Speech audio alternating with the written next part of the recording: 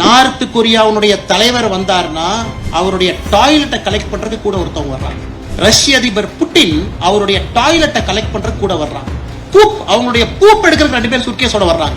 சமீபத்தில் பாத்தீங்கன்னா north Korea அதிபர் எந்திரிச்சு போன பின்னாடி ஒரு அவங்களுடைய சீக்ரெட் சர்வீஸ் வந்து சேர் எல்லாம் துடைக்கிறாங்க.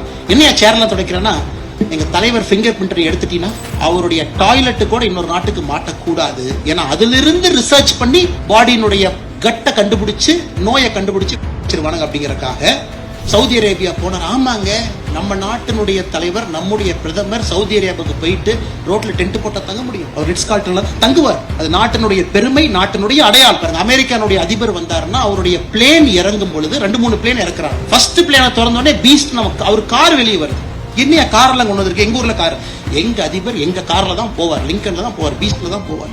எல்லாத்தையும் இறக்குறான், செஃப் இறக்குறான், சாப்பாடு ஸ்பூன் எல்லாம் வந்து அவர் தாஜ்ல தங்குறாரா. ஒரு வாரத்துக்கு முன்னாடி தாஜை டேக் ஓவர் பண்ணி அவன் செஃப்பை கொண்டு வந்து அவன் கர்டைனை போட்டு அவன் பெட்ஷீட்டை போட்டு தான் அமெரிக்க அதிபர் வர. ஆனா நம்ம பிரதமர் வந்து ஏர்பிஎன்பில தங்குறோமா? எவ்வளவு நுள்ளு பாருங்க.